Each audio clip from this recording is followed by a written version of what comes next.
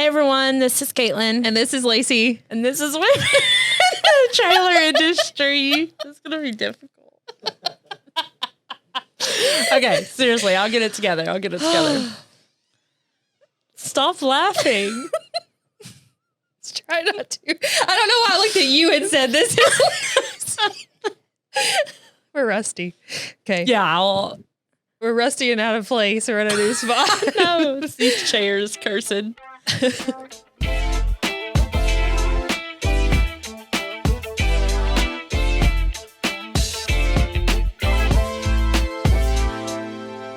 Today we're going to talk about losing control. Yeah. We were kind of doing that before the podcast, so it's fitting, but also meaning, you know, how to delegate stuff and how to handle that delegation and still feel like you're responsible for the outcome, right? Yeah. So feeling like you have control over that outcome. So what are some scenarios that this happened, and what have we learned from this? I feel like I've been in a nonstop evolution of letting go and giving control.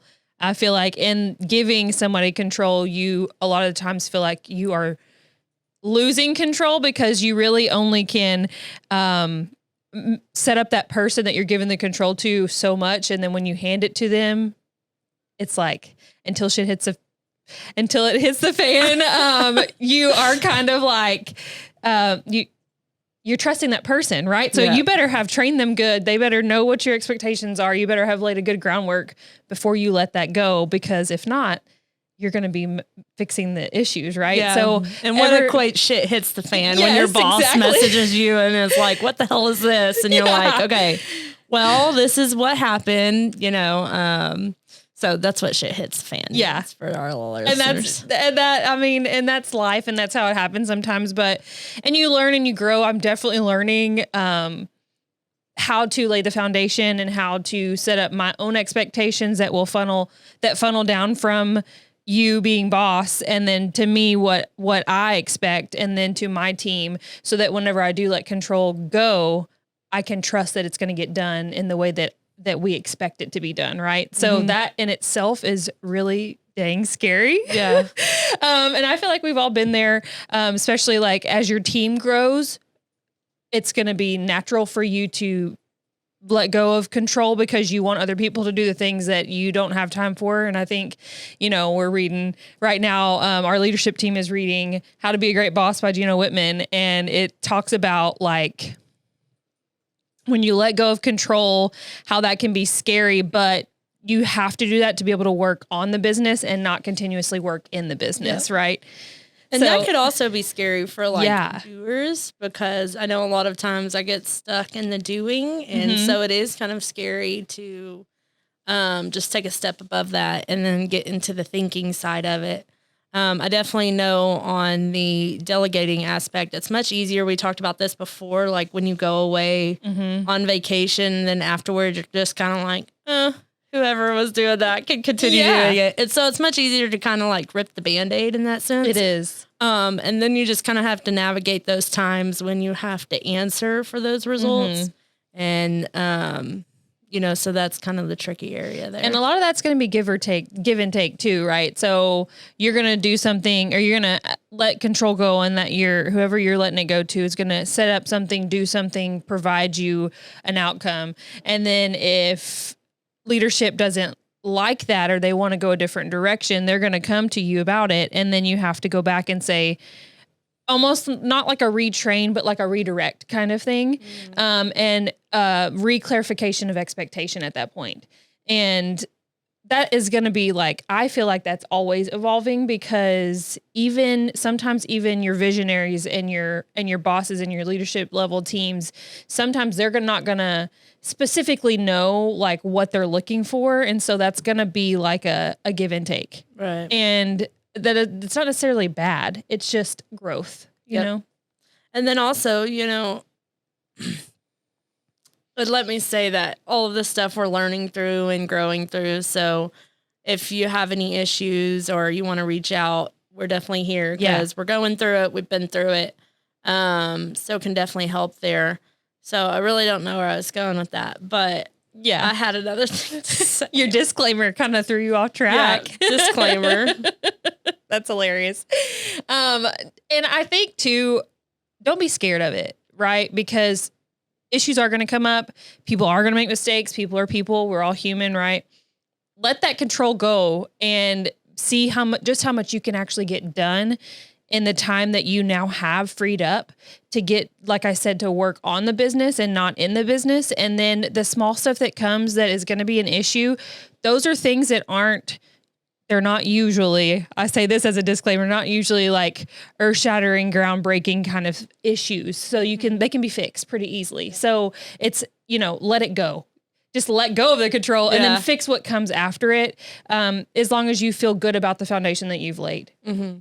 And then, like mentioned on the How to Be a Great Boss book, in that book, it says make a delegate and elevate list and really writing out what you're doing in your day-to-day. And it's interesting. So walk us through just like high level what that is so our listeners can know like what we're talking about. Well, you put me on the spot, pop quiz, but it's 4 quadrants, and it's like the things you're good at and that is your job, and things you're not good at and that isn't your job, and things that you're doing that you're not good at, and all of the above, I guess, in the last one. And then really just laying out each like task and responsibility you throughout the day. And so it's interesting to see like the menial task that you do throughout the day. And also from another kind of mentor, but attention management too, like what are you doing with your day? But I'll get off track there. But just really putting all those tasks in that delegate and elevate list and say, okay, who is better at something that can do that better? For sure. And then what am I good at and what am I supposed to be doing? Because also what I'm good at and what is my best thing could also not be what I'm supposed to be doing. Right. So also to keep that in mind. So that's a really good tool from that book. So if you are struggling with, losing control, delegating, and things like that, definitely read How to Be a Great Boss by Gino Wickman. It definitely has some good examples and some good insight on how to better do that. Yeah. And I think one key way to learn, and we learned this from the book also, is so many good things and points about the book. But one good way to know if you kind of are being swamped and you're not giving the control that you need to be is if you feel like everybody's coming to your office to ask you a question, they all have an issue, and you feel good about answering those issues because you have the answers, right? And that makes anybody feel good. But if that's taking up too much of your time that you can't spend time on what you really need to be spending time on, they call it like, everybody take a number because they're all in line to see you and get an answer from you. If that's happening, then that's a key sign that you need to start delegating. You need to start giving away control so that you aren't swamped in the day-to-day, in the weeds, all the things that come at you. Somebody else can have that answer for them. And just to be honest right now, that kind of thing moved from me into you in one. So it's kind of funny when I see people lined up at your door because it's funny. And that's evolving too. So it's a work in progress. I feel like it's always a work in progress.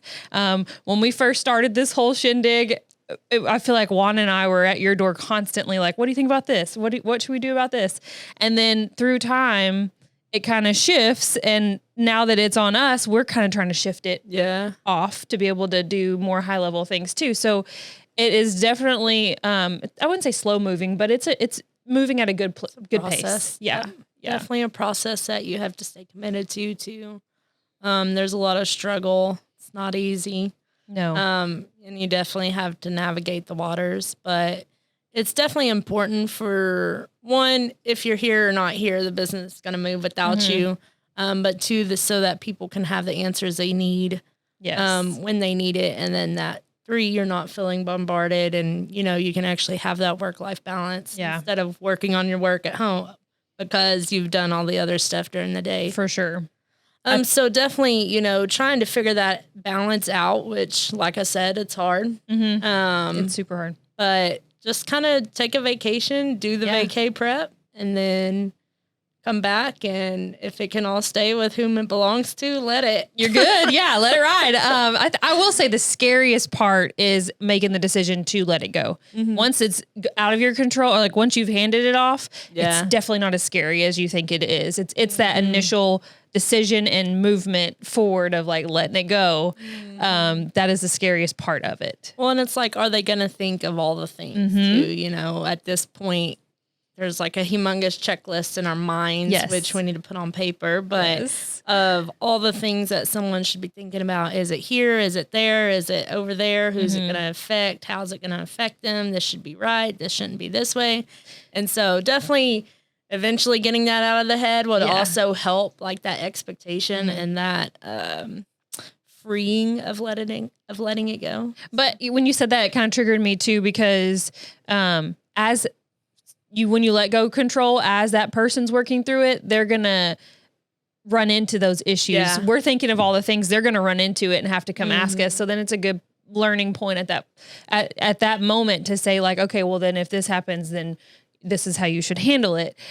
So it all kind of comes to light by itself organically. Because that's the only way we knew too. Exactly. We eventually figured it out. Yeah. But there's a point where you want to make sure that people have the resources so they don't have to refigure it out. But that also all those marks are checked. And then, one of the scary things about moving that responsibility on is, do you have all those check marks in place? And like, if you stop doing it, you kind of lose all those thoughts. And so you can't really put that on paper until you've done it again. Right. So it's like relearning the wheel. Just definitely, write that out, get that written down.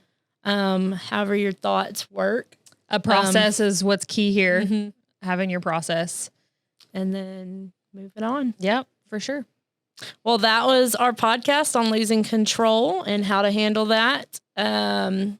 In August, we have NATDA coming up. What is that about, Lacey? It is the North American Trailer Dealers Association, and they are going to be hosting their trade show, their annual trade show. This is their 15th year anniversary.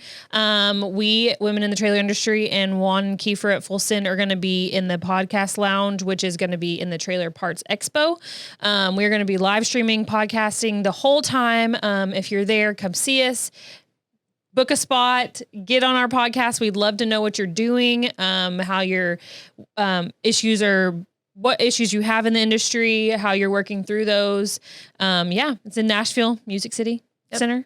And I don't know if you said this, and I don't remember, sorry. But this year we'll have the first ever Women in the Trailer Industry Roundtable. Register if you haven't already. It will be super fun. We're going to have wine, so bomb. And then some great networking and getting to meet over 200 people. So that's going to be exciting. So that will be on Tuesday before the actual trade show starts. So be sure when you register to select that button and come join us then. Yep. Like, subscribe, follow us everywhere you follow or listen to your podcast. Don't forget to follow Juan and Kiefer at Full Send, and we will see you guys next time. Bye. Bye. Bye.